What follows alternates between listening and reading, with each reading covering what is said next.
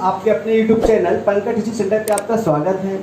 मैं आज आपके लिए बहुत इंपॉर्टेंट टॉपिक लेके आया हूँ और उस टॉपिक का नाम है इंक्रीजिंग ऑर्डर और डिक्रीजिंग ऑर्डर, मतलब कह सकते हैं आरोही क्रम और अवरोही क्रम।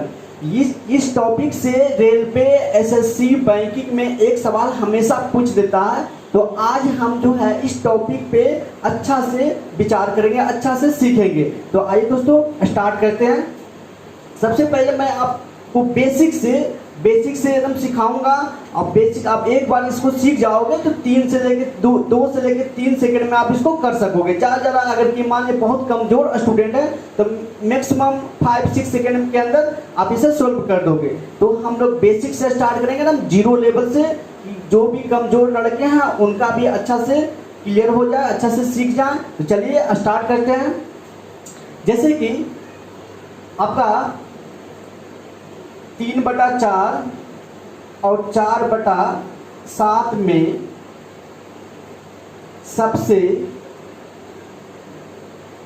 सबसे बड़ा भिन्न कौन सा होगा? कौन सा है ये? कौन सा होगा? तो आपका ये सवाल है, बहुत बेसिक, बहुत आसान सवाल से हम लोग स्टार्ट कर रहे हैं कि जितने भी कमजोर से कमजोर स्टूडेंट हैं वो इस सवाल को अच्छे से सीख पाएंगे, सीख जाएंगे, है ना। तो स्टार्ट करते हैं। जैसे कि आपका है 3/4, एक है 4/7। ये जो आपका है ये क्या? फ्रैक्शन का मतलब होता है कि अंश बटा हर। फ्रैक्शन किसे कहते हैं? जब कोई अंश और हर में आप लिखोगे तो उसको हम लोग बोलते हैं फ्रैक्शन। तो ये अंश बटा हर क्या हो गया? फ्रैक्शन हो गया। ये भी अंश बटा हर आपका क्या हो गया? फ्रैक्शन हो गया। तो इसमें 3/4, 4/7 में सबसे बड़ा भिन्न कौन सा है?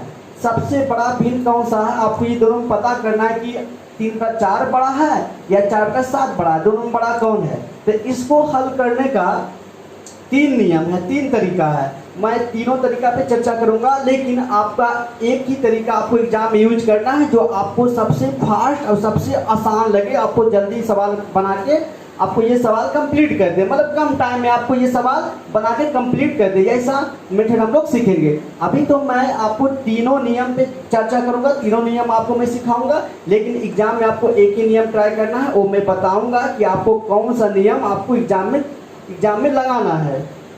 तो आइए दोस्तों, सबसे पहले पहला नियम, फर्स्ट मेथड है। सबसे पहले आप क्या करोगे? 3/4 और 4/7, 3/4 और 4/7 को आप इस प्रकार से बना सकते हैं। इतना का आप पहला मेथड आपका है एलसीएम मेथड।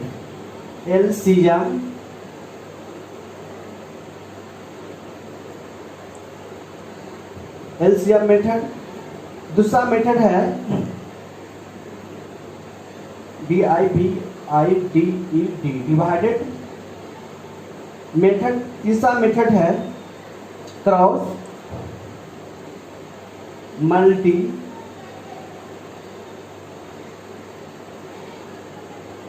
Multiplication method. ये आपका 3 रूल है, 3 नियम है। तीनों नियम से आप बना सकते हैं, लेकिन आपको सबसे ज़्यादा आपको एग्जाम में हल्का और आसान जो सवाल को बहुत जल्दी बना के आपको आंसर तक लेके जाएगा, वो आपका तीसरा नियम है। उस नियम को बोलते हैं क्रॉस मल्टीप्लिकेशन मेथड। ये नियम आपको एग्जाम में लगाना है। तो ये नियम आपको एग्जाम में लगाना है जो सबसे आसान है। चलिए मैं बारी बारी से अब तीनों मेथड पे आता हूँ। सबसे पहला मेथड आपका है, सबसे पहला मेथड एलसीएम मेथड पे आते हैं। एलसीएम मेथड में क्या है दोस्तों? एलसीएम मेथड में आपको क्या है कि आपका 3/4, 4/7 ये आपका दिया हुआ है। तो इसमें आपको क्या करना है? इसमें आपको एलसीएम लेना है। एलसीएम मेथड का मतलब एलसीएम लेना है किसका? तो 4 और 7 का। तो 4 और 7 का एलसीएम आप लोगे तो 4 और 7 का एलसीएम कितना होता है? क्योंकि नीचे वाला जो भी पार्ट रहेगा, जो भी हर के रूप में रहेगा, उसको आपको एलसीएम लेना है। तो 4 और 7 का एलसीएम कितना होता है? 28। 4, 7 का एलसीएम 28, और 28 को जितना भी एलसीएम आपका आ रहा उस एलसीएम को गुना करना है किससे? प्रत्येक भिन्न से। 28 से मल्टीप्लाई किए हैं, यहाँ पर भी आपको 28 से मल्टीप्लाई करना होगा। उसको काटना पड़ेगा। 4 सत्ते 28, 7 बार में, और 7 चौक 28, 4 बार में। तो देखते हैं 7 या 21 ये आया फ्रैक्शन, कॉमा दे देंगे। 4 चौक 16 आ गया ये फ्रैक्शन। तो आप देख रहे हैं कि आपका सबसे बड़ा आपका कौन संख्या आया 21। 21 आपका बड़ा है और 21 जो किसको रिप्रेजेंट करता है, तो 21 जो है आपका 3/4 को रिप्रेजेंट करता है। मतलब कह सकते हैं कि आपका सबसे बड़ा फ्रैक्शन कौन हो जाएगा 3/4। आपका सबसे बड़ा फ्रैक्शन हो जाएगा 3/4 बड़ा भिन्न होगा आपका। सेकेंड मेथड पे आते हैं। सेकेंड मेथड आपका क्या है, डिवाइडेड। डिवाइडेड मतलब भाग कह सकते हैं भाग विधि। भाग विधि, तो भाग विधि में आप लोग देखे होंगे बच्चा में हम लोग करते थे, बच्चा में हम लोग अप्लाई करते थे कि 3/4 है और 4/7 है, तो इसमें आपको 4 से भागा देना पड़ता है। 4 से भागा हम देते थे किसमें, 3 में। मतलब कह सकते हैं कि नीचे वाला से भागा देना है किसमें, मतलब हर से भागा देना है अंश में। मतलब 4 से भागा देना है 3 में, तो 4 से भागा 3 में आप दोगे। सबसे पहले आपने कुछ तो लगेगा था, जब भी आपका 4 से ये छोटा हो रहा है तो इसको बड़ा बनाने के लिए यहाँ 0 बैठाते हैं, साथ में यहाँ पर भी 0 आप देते हो। फिर 4 से लगाने 4 सकते 28, लेकिन अब 2 अंक हो रहा है इसलिए यहाँ दशमलव देंगे, तो आप लगाने 4 सकते 28। 30 में से 28 चला जाएगा तो 2 बचेगा, फिर यहाँ 0 लिखेंगे, फिर 4 से लगेंगे 4 बच्चे 20, ये आपका कैंसिल कट जाएगा, है ना। उसके बाद अब 7 से फिर आपको भाग देना पड़ेगा किसमें, 4 में। 7 से भागा देना है 4 में, तो 7 से भागा देंगे तो लगे, चूंकि ये बड़ा है ये छोटा हो रहा है तो 7 से भागा लगेगा नहीं। जब भाग नहीं लगेगा तो आपको क्या करना है, 0 बैठाना है, साथ में यहाँ पर भी 0 बैठाना है। उसके बाद आपको 7 से भागा देना है, तो 7 से भागा देंगे 7 चौक 7 बचे 35। तो यहाँ आप 2 अंक लगा रहे हैं कि बार से यहाँ दशमलव पड़ेगा, 40 में 35 जाएगा कितना 5, 0 7 7 49, ये आपका आ जाएगा ना 7 एकम 1।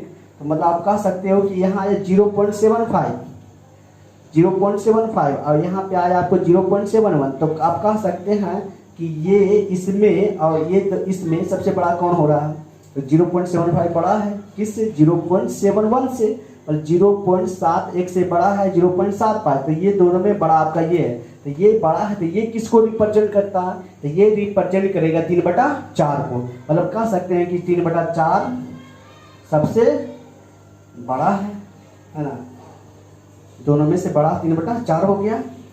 उसके बाद अब हम लोग आते हैं क्रॉस, मतलब चूंकि हम एलसीएम मेथड को देख लिया, डिवाइडेड मेथड को भी देख लिया, अब क्रॉस मल्टीप्लिकेशन मेथड को देखेंगे। तो क्रॉस मल्टीप्लिकेशन मेथड को देखेंगे, अब आपको एग्जाम में लगाना है क्रॉस मल्टीप्लिकेशन ही लगाना है। लेकिन चलिए हम क्रॉस मल्टीप्लिकेशन देखते हैं, जो बहुत आसान, बहुत इजी और बहुत फास्ट सवाल को सोल्व करके आंसर तक पहुंचा देता है। तो आप क्या करोगे, सबसे पहले आप क्रॉस मल्टीप्लिकेशन में क्या करना है कि आपको क्रॉस में क्या होता है, क्रॉस का मतलब होता है तीसरा तीसरी क्या होता है गुना। मतलब कह सकते हैं 3 को गुना करना है 7 से, ये 4 को गुना करना है इस 4 को, ठीक है। तो अब 3 को जब 7 से मल्टीप्लाई करोगे तो 7 दिया 21, फिर 4 चौका 16। आप देख रहे हैं कि सबसे बड़ा कौन हुआ 21। 21 किसको रिप्रेजेंट करता है, 3/4। तो आपको 4/7 और 3/4 में सबसे बड़ा भिन्न कौन हो जाएगा, 3/4। इसलिए कि 21 16 से 21 क्या है, बड़ा है, 21 बड़ा है। 21 किसको रिप्रेजेंट करता है, 3/4 का, 3/4 को रिप्रेजेंट करता है, तो आपका सबसे बड़ा फ्रैक्शन हो जाएगा 3/4। ये आपका आंसर हो गया। तो ये आपका क्रॉस मल्टीप्लिकेशन जो मेथड है वो आप देखते के साथ आप टिक कर सकते हो। देखा एक नजर में तुरंत फटाक 7 21 4 चौक 16, 21 से बड़ा है 3/4 आंसर। तो आपको एग्जाम में क्रॉस मल्टीप्लिकेशन ही लगाना है, लेकिन हल्का सा इसमें थोड़ा सा आपको ध्यान रखना होगा। आपको याद रहे कि सबसे पहला का हमको अंश लेना है, पहला फ्रैक्शन का अंश। जब पहला फ्रैक्शन का अंश लेंगे तो दूसरा का क्या हो जाएगा है, क्योंकि क्रॉस में 3 के क्रॉस में तो 7 ही आएगा, 3 के क्रॉस में हमेशा कितना 7 आएगा।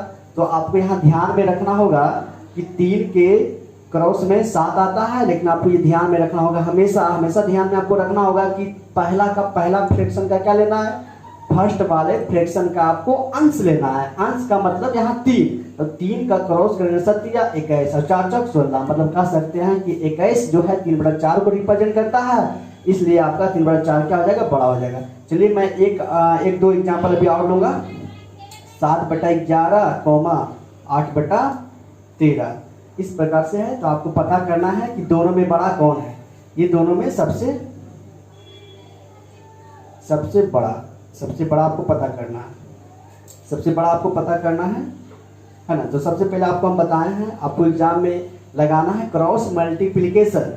याद रहे, क्रॉस मल्टीप्लिकेशन ही आपको एग्जाम में लगाना है। जो क्रॉस मल्टीप्लिकेशन एक ऐसा विधि है जो हिसाब को बहुत जल्दी, बहुत जल्द और बहुत आसान से आपको आंसर तक पहुंचा देता है। तो सबसे पहले क्या करोगे, 13 सत्ते 91, 13 सत्ते 91 91, जो कि आपको मैंने पहले ही बताया था, पहला का अंश लेना है 13 सत्ते 91। उसके बाद फिर जब ये आपका क्रॉस मल्टीप्लाई हो गया तो बच गया ये दोनों क्रॉस आप में आएगा, है ना। 11 के क्रॉस में 8 होगा, 11 8 88, 11 8 88। अब यहाँ देखोगे कि सबसे बड़ा कौन हो रहा, 88 की 91, सबसे बड़ा 91। अब 91 किसको रिप्रेजेंट करता है, 91 रिप्रेजेंट करेगा 7/11, मतलब कह सकते 7/11 सबसे बड़ा है, सबसे बड़ा है। चलिए मैं अभी एग्जाम्पल और लूंगा।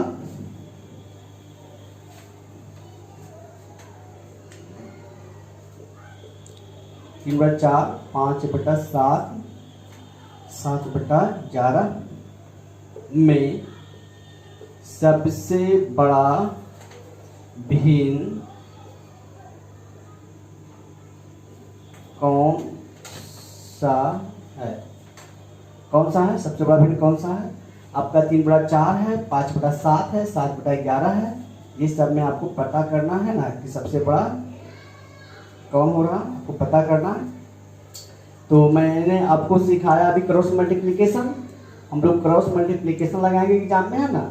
तो चलिए क्रॉस मल्टीप्लिकेशन लगाते हैं। तो आप पहले क्या करोगे, 7 को 3 से मल्टीप्लाई करोगे, है ना, 7 या 21, 7 या 21। उसके बाद फिर 4 5 20। जब भी आपको 3 फ्रैक्शन हो, ध्यान में आपको रखना होगा, जब भी आपको 3 फ्रैक्शन दे या 4 को एग्जाम में दे सकता है, 5 को भी दे सकता है। तो यहाँ इस सवाल में अभी मैंने 3 फ्रैक्शन लिया।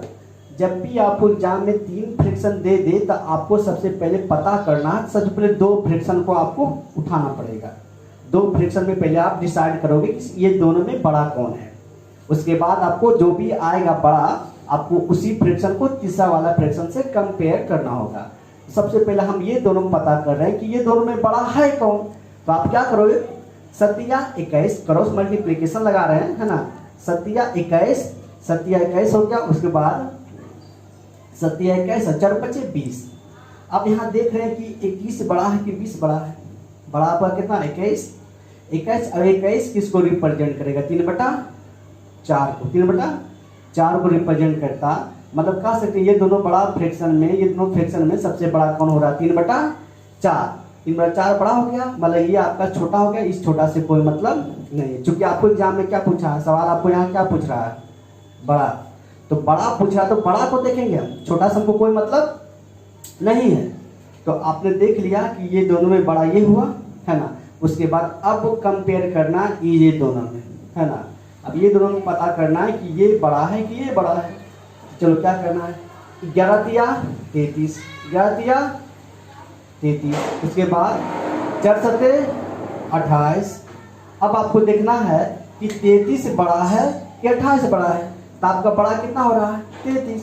और 33 किसको रिप्रेजेंट करेगा, 3/4 को। मतलब सबसे बड़ा फ्रैक्शन कितना हो जाएगा, 3/4। ये आपका आंसर हो गया। इसी प्रकार से आगे भी एक दो एग्जाम्पल भी और मैं लूंगा। तो आइए दोस्तों, इस सवाल को भी हम लोग सॉल्व करते हैं।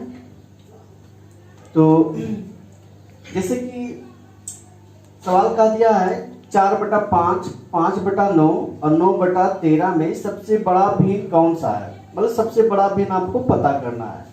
सबसे बड़ा भिन्न, तो आपको सबसे बड़ा भिन्न पता करने के लिए आपको क्या करना होगा, क्रॉस मल्टीप्लिकेशन करना होगा। तो क्रॉस मल्टीप्लिकेशन करेंगे तो सबसे पहले देखिए यहाँ कितना भिन्न है, 1 2 3 फ्रैक्शन है, मतलब 3 भिन्न आपका दिया हुआ। जब 3 भिन्न दिया हुआ तो एक ही बार में डायरेक्ट आप पता नहीं कर सकते हो, इसलिए आपको क्या करना होगा, सबसे पहले आपको 2 फ्रैक्शन में आपको कंपेयर करना होगा। 2 फ्रैक्शन में आपको पता करना होगा कि दोनों में बड़ा है कौन, दोनों बड़ा कौन है। पता करने के लिए आप क्या करोगे, क्रॉस मल्टीप्लिकेशन करोगे। तो क्रॉस मल्टीप्लीकेशन में 9 चौका 36, 5 पचे 25, है ना। 9 चौका 36 लिख दिया और 5 पचे 25, 25 लिख दिया, है ना। अब आप देखोगे कि 36 और 25 में सबसे बड़ा कितना हो रहा है, 36 हो रहा। 36 बड़ा हो गया, तो ये छोटा वाला से हमको कोई मतलब नहीं है, क्योंकि हमको बड़ा पूछा है ना। हमको क्या पूछा, सबसे बड़ा, तो बड़ा में सबसे बड़ा तो 36 है। और 36 जो है रिप्रेजेंट करता है किसको, 4/5 को। अब आपको चेक करना है ये दोनों में आपका सबसे बड़ा कौन है, 4/5 बड़ा है कि 9/13 बड़ा है। तो इसको भी उसी नियम से करेंगे, क्या करेंगे, क्रॉस मल्टीप्लीकेशन। तो क्रॉस मल्टीप्लीकेशन में 13 गुना 4, 13 गुना 4, 13 गुना 4 करने के बाद 13 चौका 52, 13 चौका 52। फिर अब यहाँ 13 चौका 52 हो गया। फिर इस 5 को 9 से 5 9 45। तो देख रहे हैं दोस्तों कि आपको 52 और 45 में बड़ा कौन हो रहा, 52। और 52 किसको रिप्रेजेंट करेगा, 4/5 को। तो सबसे बड़ा फिर हो जाएगा कितना, सबसे बड़ा भिन्न 4/5। ये आपका आंसर हो गया है ना। तो आपसे बड़ा भिन्न, इस सवाल में आपसे बड़ा भिन्न पूछ रहा, आपसे छोटा भिन्न भी पूछ सकता है एग्जाम में। तो आपको बड़ा मतलब ये सवाल में आपसे बड़ा भिन्न पूछा तो आपने बड़ा को लेके चला। यदि आपसे छोटा भिन्न पूछे तो आपको छोटा भिन्न को लेके चलना होगा। जैसे कि मैं एग्जांपल एक और ले लेता हूं,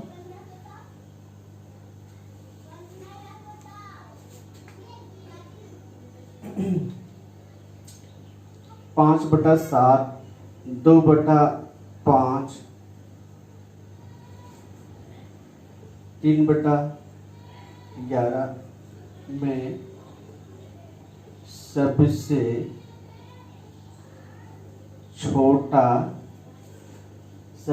छोटा भिन्न कौन सा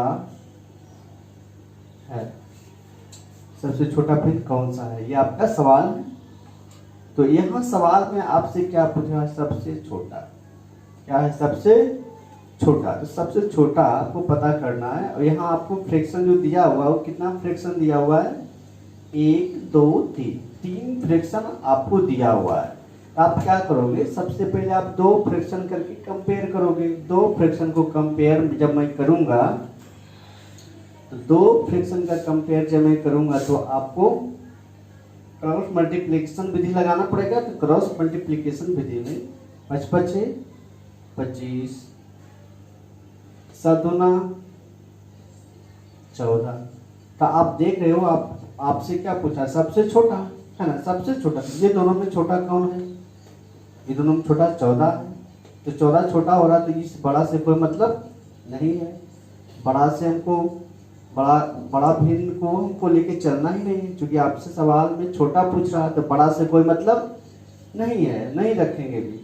तो बड़ा फ्रैक्शन से मतलब नहीं रखेंगे। आपको छोटा पूछा तो छोटा को लेके चलना है ना। अब देखना है कि अब ये दोनों तो छोटा, ये पता चल गया। अब एक फ्रैक्शन और बचा हुआ है, वो बचा हुआ कितना, 3/11। अब 3/11 से भी आपको देखना है।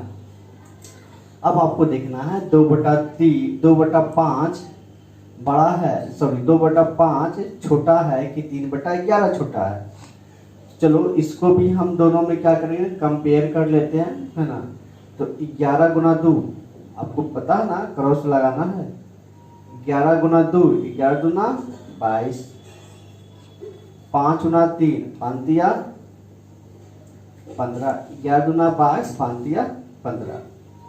तो देखते हैं दोनों में सबसे छोटा कौन हो रहा है। दोनों में सबसे छोटा आपका 3/11 हो रहा है। 3/11 रिप्रेजेंट करता है किसको, 15 को। दोनों में छोटा 22 और 15 में छोटा आपका 15 है। तो 15 रिप्रेजेंट करता है 3/11 को। और आपसे सबसे छोटा बोला, सबसे छोटा कितना हो जाएगा, 15 मतलब 3/11। फ्रैक्शन की बात की जाए तो 3/11 आपका आंसर होगा। तो इसी प्रकार से हम लोग है ना पता करेंगे। चलिए मैं एक सवाल और लेता हूं।